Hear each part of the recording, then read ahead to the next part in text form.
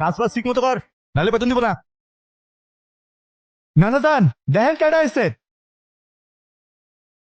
কি হলো, তুমি এখনো যাও নাই? তোমাকে না বললাম ভেতরে যাও। আমি বাইকটা পার্ক করে। আপনি নিশ্চয়ই মামা, আপনার ব্যাপারে অনেক কিছু বলেছে। ছেলেটা কে রে? ও আতিফ, আমরা একে অপরকে ভালোবেসে বিয়ে করেছি। দেখছেন ভাইজান, আপনার আদরের ভাগ্নি খানদান বংশের পরিচয় না জেনে একটা ছেলের বিয়ে করে আনছে। হাব্বাজান, আপনি এখনো চুপ করে আছেন কেন? আপনি কিছু বলেন না কেন? তুই এই শুভ কাজটা একা করলি কেমনে? এই এই ছেলে, তোমার পরিচয় বলো। আতিফ খান। খান? নামের সাথে খান মেশালেই কি খানদান হয়ে যায় নাকি? কি কাজ করো তুমি? এই তো আমি অনলাইনে। কি অনলাইনে কাজ করো তুমি? এই অনলাইনে তুমি কি করো? জুয়া খেলো নাকি মলম বিক্রি করো? আরে না না, ছি ছি ছি ছি ছি। আব্বা, আমি আমার ভাগ্নিকে ঢাকায় পাঠিয়েছি কেন? লেখাপড়া করাতে, তাই না? ও কি এনেছে? ও বাড়িতে একটা বনশিয়াল নিয়ে এসেছে। खुदा की कसम बहुत प्यार करते हैं এই सागर की बाहों में मौजे है जितनी পাগল নাকি আপনি? মরতে যাচ্ছিলেন কি জন্য? একে তো এত বড় একটা বোকামি করতে যাচ্ছিলেন, তার উপরে ড্যাব ড্যাব করে তাকিয়ে আছেন। ভ্যাম্পায়ার নাকি আমি? রক্ত খাবো না আপনার? सागर की बाहों দেখেন, আমি জানি না আপনি কি, এতটুকু জ্ঞান তো দিতেই পারি যে আপনার কষ্ট যতদিন আপনার ভেতরে চেপে রাখবেন না, সেটা বিষ হয়ে ভেতর থেকে আপনাকেই খেয়ে ফেলবে। এখন বলুন, এই বোকামিটা কেন করতে যাচ্ছিলেন? আমি প্রেগনেন্ট। ভালোবেসেছিলাম, বিশ্বাস করেছিলাম। আমি তালুকদার পরিবারের মেয়ে। ওর পরিবার যারা বলে মেয়েরা হচ্ছে ঘরের সম্মান, আর তারা যখন জানবে আমি বিয়ের আগেই ভেবেছিলাম এখান থেকে ঝাঁপ দিলে হয়তো সব ঝামেলা এখানেই থেমে যাবে। না প্রশ্ন, না অপমান, না দোষ, ভিতরের চিৎকারটা এখানেই থেমে যাবে। এখান থেকে ঝাঁপ দিলে আপনার চিৎকার থেমে যাবে সে ব্যাপারে তো কোনো সন্দেহ নাই, কিন্তু সেই হারামজাদারা কোথায়? তাহলে তুমি যাচ্ছ? চাই না প্রজেক্ট, এটা আমার ফিউচারের জন্য খুবই দরকার। তুমি কি একটাবারও ভেবেছো তুমি চলে গেলে এরপর কি হবে? কেন বুঝতে চাচ্ছ না? রাফিজ, আরে- প্লিজ তুমি তোমার পরিবারকে নিয়ে একটাবার আমার মামার সাথে কথা বলো। আমার মামা, নানু ভাই সবাই রীতিমতো পাগল হয়ে যাচ্ছে বিয়ের জন্য। আমাকে শুধু 7 দিন সময় দিয়েছে। আমি আর পারছি না রাফিজ। তুমি কেন বুঝতেছো না? ব্যাটারি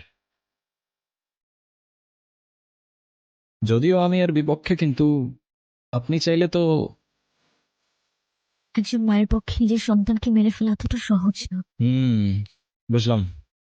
আর তাই তো সেই প্রাণের সাথে সাথে নিজের প্রাণটাও থামিয়ে দিচ্ছিলেন। কারণ আমি নিজের পাপের বোঝা নিজে বইতে পারবো। আমার সন্তানের দিকে কেউ আঙুল তুললে আমি সহ্য করতে পারবো না। আপনি আমাকে বিয়ে করতে পারবেন? হোয়াট? সত্যি না, মিথ্যে।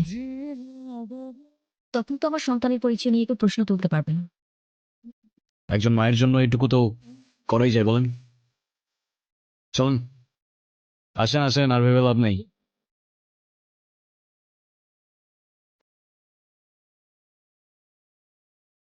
কেন ব্যাপারটা বুঝতে পারছো না? হুম, এই ছেলে একজন ডিজিটাল জুয়ারি। ওদের কাজ হচ্ছে বড়লোক ঘরের মেয়েদেরকে খুঁজে বের করা। মাত্র টাকার লোভে এই ছেলে আমার ভাগ্নিকে বিয়ে করেছে। কোত্থেকে আসে তোমার মাথায় এসব বুদ্ধি? আমার ছেলেটাকে দেখে এত খারাপ কিছু মনে হয়নি। আমার ধারণা গুনগুন এই ছেলের সাথে ভালো থাকবে। আমাদের উচিত এখন সবকিছু মেনে নেওয়া। তাতে তোমারও ভালো, সবারই ভালো। এই সব কিছুর মধ্যে আমি একটা জিনিস বুঝলাম না। তা কি বুঝতে পারো নাই তুমি? তুমি এসবে রাজি কেন হলে? এত বড় রিস্ক, তোমার ভয় লাগলো না? আর জীবন তো রিস্কের উপরেই চলে। হতে পারে খোদার তরফ থেকে তোমার লাইফের সেই ইম্পর্টেন্ট ক্যারেক্টারটা আমি। কি না ভাই? নানা ভাই, তুমি কি আমার নাতনির সাথে এক ইউনিভার্সিটিতে পড়ো? না না না ভাই, ভার্সিটি? আমার ভাগ্নি প্রাইভেট ইউনিভার্সিটিতে পড়ে। নামের সাথে শুধু খান লাগালে তো আর হয় না, পাশাপাশি বাবার ব্যাংকে মালামাল থাকা লাগে। আমিও গ্র্যাজুয়েটেড, সফটওয়্যার ইঞ্জিনিয়ারিং শেষ করেছি। যদিও আমি বলবো না, তবে you guys can call me engineer. বেশ ভালো। বাবা বেশ ভালো বললে হয়ে যাবে। শোনেন, ওই যে একটা কথা আছে না, নদীর পানি কিন্তু সাগরে গিয়ে মেশে, আর কুয়োর পানি সাগর তো দূরের কথা। মামা, এটা কিন্তু আপনি ভুল বললেন। সাগরের পানি যতই হোক না কেন, শেষ পর্যন্ত তৃষ্ণা মেটাতে কিন্তু আপনাকে ওই ছোট্ট কুয়োর কাছেই আসতে হয়। এটা আমার সবচেয়ে প্রিয় জায়গা। ছোটবেলায় এখানে বসে আকাশে ঘুড়ি খুঁজতাম, আর যখনই মা বাবার কথা মনে পড়তো একা একা বসেই কাঁদতাম। তুমি জানো পরিবার কেমন হয় আমি তো ভুলে গিয়েছিলাম। তোমার মামা যতই রাগ দেখাক, আমার কেন যেন মনে হয় তোমাকে অনেক ভালোবাসেন উনি। আমি তো শুধু অভিনয়ের নামে এসেছিলাম, এখন অভিনয় করতে করতে যে আমি তোমার পরিবারের মায়ায় পড়ে যাব সেটা আমি বুঝতে পারিনি। থ্যাংক ইউ গুনগুন। এই আতিফ ছেলেটাকে আমি যত দেখছি ততই যেন মনে হচ্ছে ওর চোখে মুখে অনেক কথা আছে। ভালো মানুষ চোখেই কথা বলে, মুখে বলে না।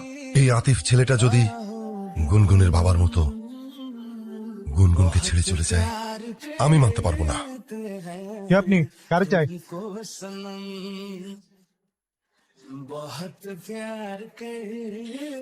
ছেলেটা কি বলছে এ সমস্ত? ও ঠিকই বলেছে, আমি গুনগুনের কিছুই না।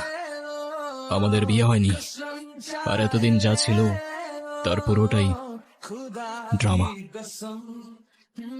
গুনগুন রাফিজকে ভালোবাসে, ও আপনাকে কখনো বলার সাহস করতে পারেনি। আর ওর ভালোবাসার মানুষটাকে বোঝানোর চেষ্টা করছিল যে আমাকে বিয়ে করো, না হলে আমি অন্য কারোর হয়ে যাব। কিন্তু সেদিন সেই মানুষটা চলে গিয়েছিল, তাই ও দাঁড়িয়েছিল একা একা মৃত্যুর কিনারায়। তবুও আপনাকে কিছু বলার সাহস করতে পারেনি। আপনি ভালোবাসায় বিশ্বাস করেন না, আর তাই সেদিন আমি এসেছিলাম বরং এই মেয়েটার সম্মান, একটা নিষ্পাপ, ওর ভালোবাসা আর মর্যাদাটা বাঁচাতে। আমাদের মাঝে কিছুই নেই, এই সবটাই ছিল অভিনয়, আর এই অভিনয়ের শেষটাও আমি লিখে দিয়ে যাচ্ছি। আতিফ, আমি তোমাকে মিথ্যে বলেছিলাম, আমি প্রেগনেন্ট না। রাফিজ চলে যাওয়ার পর আমি নিজেকে একা করে রাখতে চেয়েছিলাম। ও জানে গিয়ে ওর ভুলটা বুঝতে পারে আর বারবার মাপ চাইতে থাকে। তবুও আমি জানতাম সব শেষ। মামা নানুর তো সময় তখন পেরিয়ে গেছে, কিন্তু এরপর শেষ একটা সুযোগ হয়ে আসলো আতিফ। ও ভেবেছিল আমি আত্মহত্যা করব, কিন্তু আতিফের কেউ না থাকা, অন্যের জন্য ভাবার কারণে আমি প্রেগনেন্সির মিথ্যে নাটক সাজাই। রাফিজের যাওয়ার সময়টার কথা ভেবেই আমি আতিফকে মিথ্যা বলি। এই মিথ্যেটাও তো তোমার ভালোবাসার মানুষকে পাওয়ার জন্যই বলেছিলে না? আর তাই হয়তো তোমার তাকদির আজ তাকে তোমার কাছে এনে দিয়েছে। ভালো থেকো। এই দুনিয়ায় কারো উপর মায়া চলে এলে তাকে আর কোনোদিন মন থেকে মুছে যায় না, তবে তার থেকে আঘাত এলে ভালোবাসার আড়ালে লুকিয়ে পড়া যায়।